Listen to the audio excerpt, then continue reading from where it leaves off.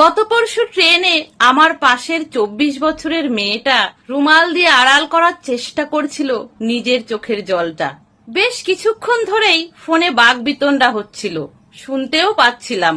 মেয়েটি সদ্য পুলিশ কনস্টেবলের চাকরি পেয়েছে, এই মুহূর্তে বোধহয় ট্রেনিং এ আছে। ছেলেটি রেলে জব করে, কয়েকটা দিন পরেই বিয়ের ডেট ফাইনাল হয়েছে। দীর্ঘদিনের সম্পর্ক। এখন ছেলেটি বলছে স্কুল টিচার বা কোনো অফিসের ক্লারিক্যাল জব হলে তার কোনো আপত্তি ছিল না, কিন্তু মেয়েদের পুলিশের চাকরিতে তাদের বাড়ির নাকি সকলের বড় আপত্তি। রাত বিরতে ডাকবে, যেতে হবে, এতেই নাকি আপত্তি। ছেলেটি বলেই যাচ্ছে, তোমার ড্রেস নিয়ে আমার কোনো আপত্তি নেই, তোমার জব করা নিয়ে আমার কোনো আপত্তি নেই, কিন্তু পুলিশের চাকরিটা আমার ঠিক ভালো লাগে না, এই চাকরিটা তুমি ছেড়ে দাও। মেয়েটা বেশ কিছুক্ষণ বোঝানোর আপ্রাণ চেষ্টা করছে। তারপর মেয়েটা বলল, তুমি তোমার রেলের জবটা ছেড়ে দাও, আমি চাই তুমি প্রফেসরি করো। আমার ছোট থেকেই ইচ্ছা ছিল আমার হাজবেন্ড প্রফেসর হবে।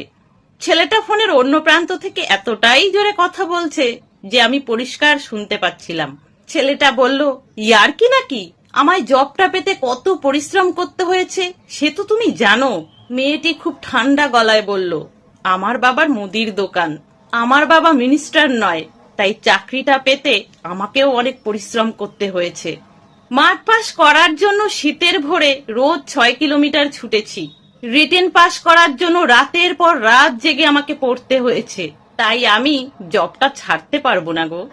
ভালোবাসা আর জবকে দাঁড়িপাল্লায় বসাতে হয়তো লজ্জা করছিল মেয়েটার।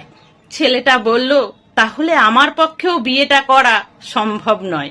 মেয়েটা খুব নরম গলায় বলল, আমি তোমাকে বিয়ে করি কিনা আগে দেখো, তারপর তো তোমার সম্ভব অসম্ভবের গল্প শোনাবে। ফোনটা রেখে দিল ছেলেটা। মেয়েটা রুমাল দিয়ে নিজের চোখের জলটা মুছে নিল।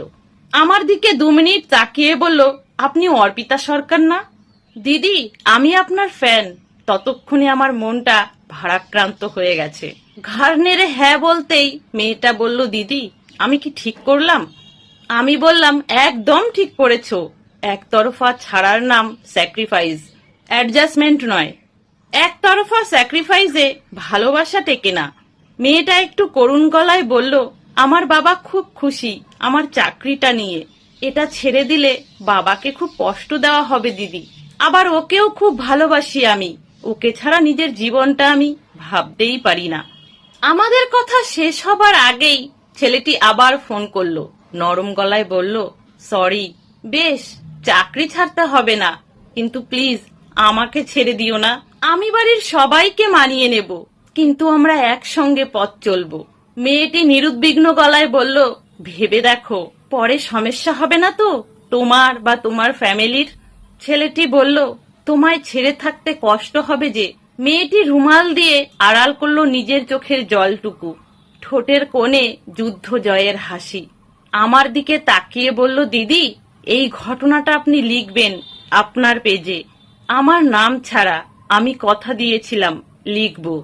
শিরদাঁড়া সোজা রেখেও ভালোবাসা যায়, আত্মসম্মান বিসর্জন না দিয়েও ভালোবাসা যায়, নিজেকে বিকিয়ে না দিয়েও ভালোবাসা যায়।